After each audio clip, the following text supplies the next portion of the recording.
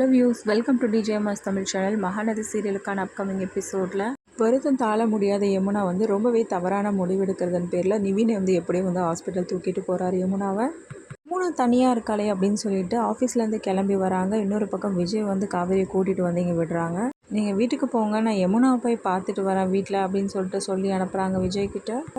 பார்த்த பிறகு தான் தெரியுது யமுனாவை ஆளாக்கணும். என்னாச்சு அப்படின்னு சொல்லிட்டு மொபைலில் வாய்ஸ் நோட் கேட்கும்போது தான் விஷயம் தெரிய வருது. உடனே நிவினுக்கு கால் பண்ணி கேட்க நிவினும் எல்லா விஷயத்தையும் சொல்கிறதன் பேரில் யமுனா ரொம்பவே வருத்தப்பட்டு கதறி கதறி அழுதுகிட்டே அப்படியே ஆட்டோ பிடிச்சி ஹாஸ்பிட்டல் வராங்க. என்னாச்சு அப்படின்னு சொல்லிட்டு இங்கே கேட்ட பிறகு தான் தெரியுது விஷயம்.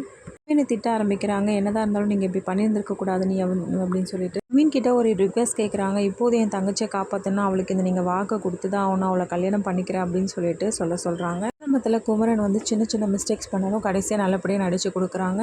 ஒரு பக்கம் யமுனா நல்லபடியாக தான் இருக்கா, எந்த பிரச்சனையும் இல்லை அப்படின்னு சொல்லிட்டு குணப்படுத்தி வீட்டில் தெரிஞ்சால் பெரிய பிரச்சனையாயிடும் அப்படின்னு சொல்லிட்டு என்ன பண்ணுறாங்க, காவேரி வீட்டுக்கு கூட்டிகிட்டு வந்துடுறாங்க. இங்கே எல்லாருக்கிட்டையும் எப்படி சொல்லி சமாளிக்கிறாங்க. எல்லாரும் ஒவ்வொரு கேள்வி கேட்கறதன் பேரில் எப்படியோ ஒரு வழியாக சொல்லி சமாளிக்க அதுக்கப்புறம் கங்காவுக்கு விஷயம் தெரிய வருது. இந்த பக்கம் வீட்டுக்கு போனதும் ரொம்பவே சோகத்தோடு இருக்கிறத பார்த்த விஜய், என்னாச்சு காவேரி, திரும்ப ஏன் ஒரு மாதிரியாக இருக்க, என்னாச்சு சொல்லு அப்படின்னு சொல்லிட்டு சொல்கிறதன் பேரில் அழ ஆரம்பிக்கிறாங்க தேம்பி தேம்பி.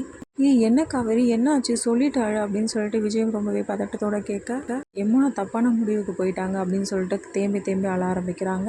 என்ன சொல்கிற, இப்போ யமுனா எப்படி இருக்கா, பரவாயில்லையா அப்படின்னு சொல்லிட்டு விஜய் கேட்க எல்லாத்தையும் சொல்கிறாங்க காவேரி.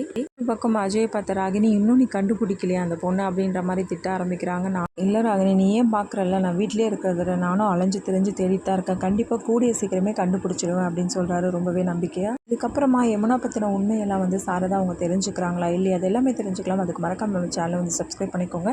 கூடவே இருக்க அந்த பெல் ஐக்கனும் கிளிக் பண்ணிவிடுங்க. அப்போ தான் நான் போட அடுத்தடுத்த வீடியோஸ் உங்களுக்கு நோட்டிஃபிகேஷனில் வரும். ஓகே வியூஸ், தேங்க்ஸ் ஃபார் வாட்சிங் திஸ் வீடியோ.